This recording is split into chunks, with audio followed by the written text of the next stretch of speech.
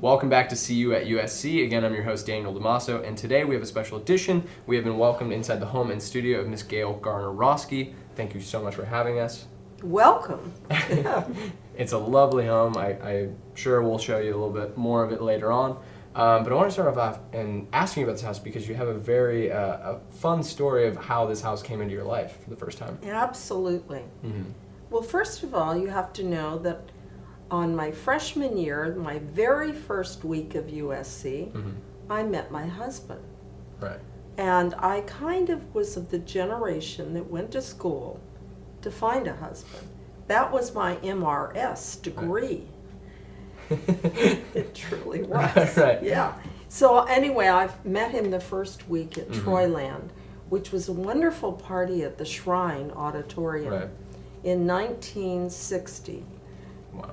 Wow, yeah. And then, we went to many parties, but there was a party, an exchange party, with a sorority and a fraternity, Theta and Beta, on Toluca Lake, and that's where we live, is Toluca Lake, that my husband and I went to this party together. And when we walked into this house, I turned to him and I said, I want to live here. And I don't know what it was, this house, but I've always felt the same way. I could move into a lot of different places. There's beautiful homes all over our city, but I've never wanted to live anywhere else. This is romantic. And I have a studio that overlooks a lake with a lot going on, and I love it. And it's being in a place of meditation all the time. I'm lucky. Right. And so you said you went to USC when it was sort of a time when women didn't have as much freedoms or as much power out in the workplace, definitely. And you didn't finish, right? You had started going to art school. I never went to finish. Right. I mean, I wasn't a very good student in high school. And at that time, SC was not the school that it is today. Right. I couldn't get into UCLA. Oh. One sister went to UCLA, one sister went to Stanford, and they were really smart girls. Yeah. Well, my dad took me down to SC. He said, well, I think you can go to SC. And I said, okay, and we got in. It wasn't hard to get in. It wasn't like it was for you guys. I know I've written the letters, and you have had a very hard time to get into SC today, and it's very coveted. And it's a lot of fun being part of SC because of that. Yeah. But in my day, it was not. And the women only had 3 choices, really, to study. I mean, to be a teacher or to be a nurse. What was the third? I mean, you didn't have I didn't know any woman that was in law or even film or anything. I mean, they weren't allowed to. Engineering, there wasn't a woman in engineering. You're so lucky. Right. But you're lucky because our generation of women said to our children, you can do it. Right. You don't have to just be a teacher or a wife or whatever. You can have it all. You can have a profession. You can end up having children and a husband. But you can have it all. And that's definitely trickled down through the generations. Definitely worked. Yeah. Well, I think your generation is so far the best. Because in terms of gender equality? in terms of, yes, in terms of gender equality. But my daughter's generation, they were the first ones to say I can have a career and a family. Right. And so they had the career. My daughter is a lawyer. But something suffers. Your generation, because you're really too removed from me, figured out from their mothers that maybe you needed to divide it up a little differently. So you're not getting married as early. Your career is very important. I believe that many of you won't decide to get married and have children. It may not be in your cards. It's different. I don't know if that's good or not. Family has always been really important to me. I have my... But it's giving them that choice to go out into the workforce, whereas before maybe that wasn't such a possibility. There wasn't a choice. Right. So you came into school essentially looking for a husband, and that was sort of your diploma, right? Well, I wasn't alone. Right. In the sorority house, if you weren't engaged by the time you graduated, wow, there was something wrong with you. Oh, wow. Now, I all can of imagine putting a ring on someone right now. And that all terrifies those me. girls had to have a guy. Yeah. And they found a guy at SC. Now, did those marriages last? 50%, maybe. Yeah, as we're saying now, yeah. Maybe not, but maybe not as well as it should have. Right. Well, Because we were young. yeah, and that's what you were taught before you. So you came to USC, maybe not essentially looking to pursue a career in art, but what drove you to pursue, at least to study art at USC? I believe that we're born with a certain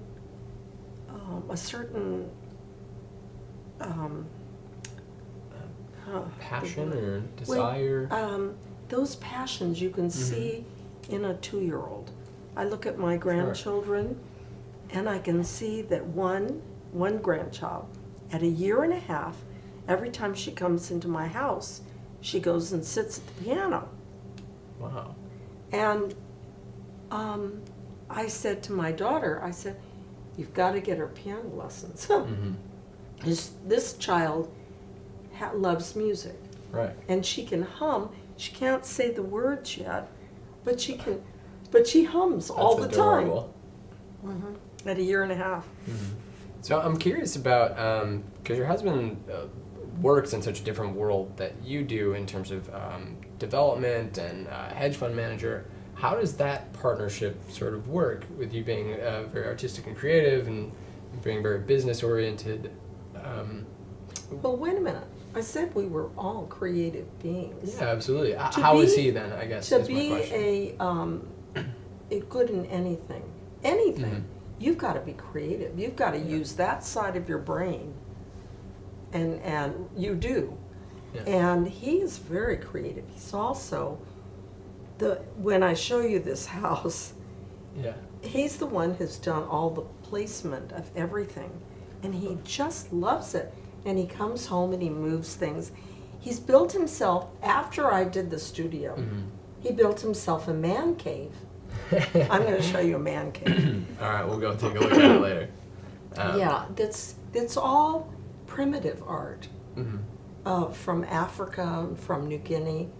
We used to go to New Guinea every summer for a month and dive, and also go to all the islands and pick up all of the artifacts. Wow. And so we've collected a lot of things. At the Bowers Museum, they have an exhibit of the things we've picked up and collected in Papua New Guinea, among other places. Right. So I want to ask, how did you know eventually? I mean, you started doing art sort of as a hobby, and you started it in terms of looking to meet people and things like that. Was there a point, you've had a lot of success, you're in a bunch of shows currently that we'll talk about in a second. Was there a point when you started thinking like, oh, I can do this and get myself seen and everything? That was the point when I felt like a shadow. My kids were grown. This was before the studio, or about the same time. Okay. It's just about midlife crisis. I felt like a shadow to my children, who are all launched and going. I see. And I felt like a shadow to my husband, and I needed to find out who I was. This is the great thing about all of you. You are all finding out who you are right now. I didn't have a chance. At 20, I was married. At 21, I was having my first child. I didn't have a chance. Yeah. I was worried about them, not me. Well, then you wake up and you think, oh, wait a minute. Now I feel like I'm just a shadow to everybody. I had to find out, I had to go back into my childhood and figure out what I really wanted. And then I had to focus in on it. Because I had done everything, all kinds of art. I had to choose one. Because you can't succeed in all art. Right. You have to figure out what you really want. And I discovered watercolor. Not in school, because I learned oil and acrylic. Okay. But I took a class in watercolor, and it was so magical because you never knew exactly what you were going to get from it, and you couldn't go back and redo it. Right. And every painting, it feels like it paints itself. So watercolor is the only thing I've done for the last 30 years. Well, no, that's not true. Well, in painting it is. Wonderful. I wanted to ask you, earlier we were talking a little bit about the success of your kids, and your son has a show that he's very happy with, very proud of. You said something about how very few people succeed and a lot really struggle with it. For you, what separates that gap? What is success to you? Oh. Success is... Yeah, what does it take to make it, whether it's in the arts, whether it's in entertainment, question. whether it's in anything in life. Yeah. I really believe that most people never feel that they've had enough success, honestly. I mean, I look at some of the wealthiest people in the world, and they don't feel successful. That's why they work so hard, because they really want to feel what they think success is. But I think in where you're at right now, if you get an A on something, you probably feel success, but then you think, oh, so-and-so got an A+. Sure. So I don't know if we ever feel success. I think really success is wanting to spend time in whatever you've chosen and focusing. Because people who are all over the board never get to focus. I think you have to focus and want to spend your hours doing that job, whatever it is. Incredible. I think it's about time that we're going to have to take a commercial break. Stay tuned. We're going to look at Gayle Garner Roski's studio coming up right after the break. Stay tuned. Good evening. You're watching See You at USC. I'm your host, Daniel Damaso, and we have a special episode tonight. We are here at the home of Gayle Garner Roski, and she's going to take us inside. Welcome. Come on.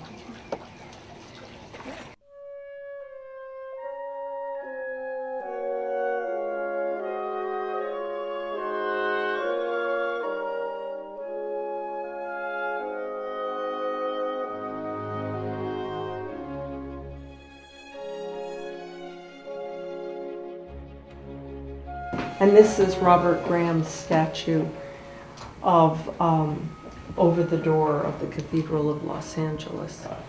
And that was a very big project for me. And you can see my husband's placement of everything. Yeah. And there's so much India in here.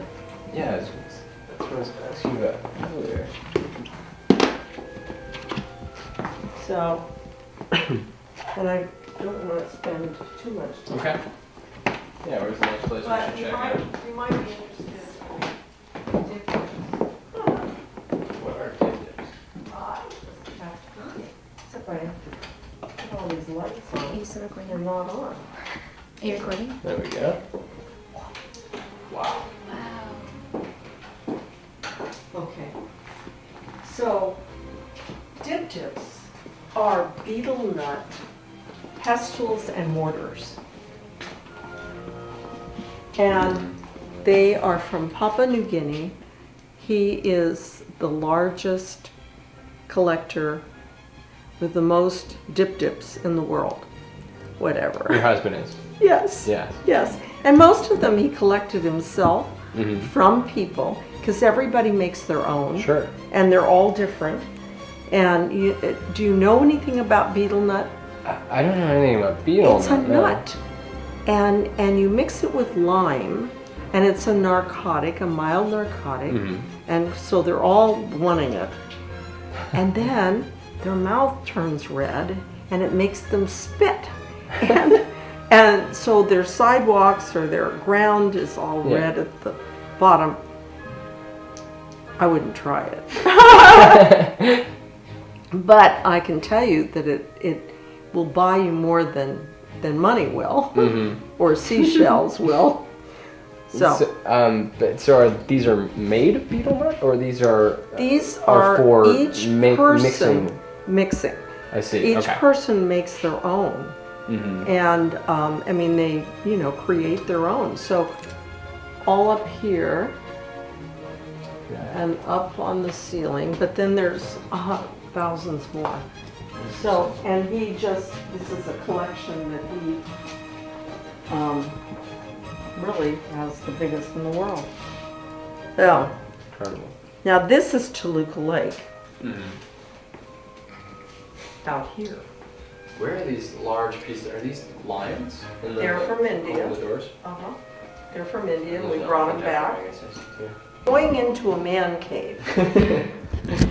And where my husband got the idea is in New Guinea, the men have, a man cave house.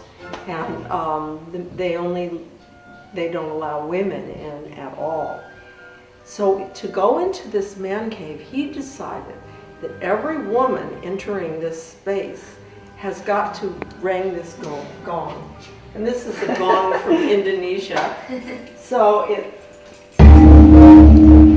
do you want to do it? Sure.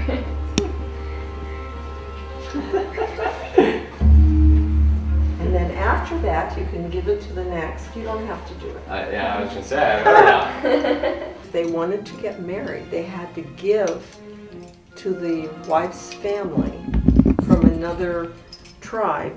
They had to give something.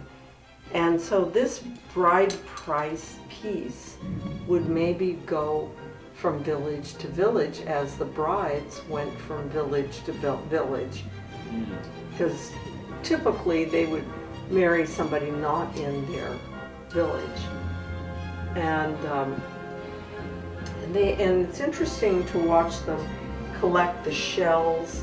This, of course, was a shell, and these are teeth. Don't ask me whose. I don't know. But these are things that we mostly collected ourselves.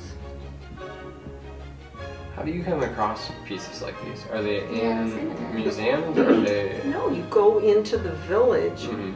The time that we did this. Now, I think Papua New Guinea was probably the most primitive place on Is it? Earth. Now it's not nearly so. I watched the birds out there, You and said facing in or facing out? I'm facing out, Yeah, of course. and Have to. that's where I paint. Yeah. And I'm, working on horses for the Breeders' Cup for Del Mar, Mm-hmm. which here somewhere. Painting that I started, the first one. I haven't had much time. They're little ones. Oh, I didn't realize They're this was gonna, they're gonna be. Well, these are gonna be cards for them, small. Okay. greeting cards of Del Mar. Mm-hmm. Okay, so books. Yes. Okay, so I've done 4 children's books, Mhm. and I'm on doing the 5th one Right. when I have time.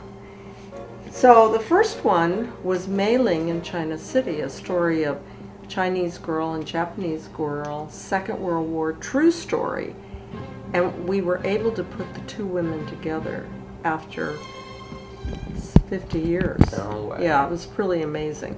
Second book was Thomas the T-Rex for the Natural History Mhm. Museum, about finding the new dinosaur that they had at the time, Thomas. Third book was the Endeavor book. I did the Endeavor book for the Science Center. And fourth book, this was for the Bowers Museum, Mystery of the Giant Mask in China. And then now I'm working on a book on Pacific navigation, which those boats in my closet you saw. Yeah, Pacific navigation and how it worked. And it's really quite interesting. Okay, so what are we looking at? So what you're looking at is the originals of the LA series. And these are my 2 SC paintings that I did. Right. And of course, this is everything that goes on at homecoming. And of course, this is the Coliseum. Yeah. But with SC, I don't have the other school. Well, now they don't play there, so we're lucky. Well, they do when they play us. Yeah. Yeah. Very true. So this is one kind of thing. Panamanian baskets. Because in my studio, you'll see maybe 100 baskets from all over the world. But the most beautiful baskets, I used to think Zulu was, but I no longer think Zulu is. The best in the world is Panamanian. Now, I haven't done a show yet of it, but I am going to do it. And these are the finest baskets. It seems extremely soft, too. They're soft, they're very finely Yeah. made, and the colors are all natural pigment found in Panama. And in the forest, in the rainforest, the women are indigenous, and they're Indera. Their name is Indera. And some of these baskets, I was looking, my granddaughter was playing here. You never know where she sticks something. So that's a woman, Indera woman, who makes these baskets. And this is a dying art. They won't be doing it very long. Their children have cell phones, and their lives, they're being educated. And this will be gone like so many things that people do with their hands. But I have many baskets, and I took many pictures, and I'm going to do a series of the people and making the baskets and living in the rainforest of Panama. I did a series of India a couple of years ago, and this is sort of, in my studio, what's sort of left over is truly, because then they sell and they're gone. But this is souvenirs, and if you can focus in on the piece of jewelry, these are hand painted in India, and they're worn in India. Now that's on a magnet that the woman can take it off, wear it, put it back on the painting. But it's the souvenir of India and Rajasthan. And so these were paintings of India, and that's all I have left of that. And then over here, we have Chinese brushes, calligraphy brushes. Now, Chinese calligraphy brushes from the Beijing flea market that I picked up many years ago. And for East West Bank, I did an exhibit for them of these paintings. And this is where I got the idea. The Italian ones, I'm afraid I don't have any, because they all sold, because I got little pieces of pottery from all over Italy. And you know, each city has a different pottery style. How early did you and your husband start collecting pieces? I can imagine something like we this would really take didn't travel lifetime. until 1974. So you're about 35 at the Or time? Something like that? Yeah, 73. Our Okay. first trip was to Spain and Portugal. And second trip was to Africa. And we went to, we were in Addis Ababa when Haile Selassie got taken under guard. But because my husband was in the military, he knew that something was happening because all along the runway, and that was 74, there were tanks. And he went and talked to the director of the hotel that we were staying in and found out what it was happening is that he was being taken under guard and that the planes were canceled and we better get out. And we had our children with us at the time, and they were about 10 years old or whatever, 10 and 11.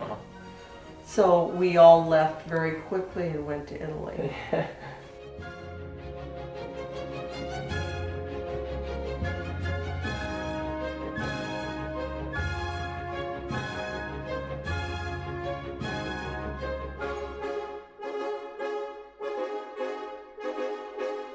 Thank you for watching that special edition of See You at USC. We are so thankful to Miss Gayle Garner Roski for welcoming us inside her house and her studio. It was an excellent time. Join us next week on See You at USC. You can catch me Thursday nights at 6:30. Good night.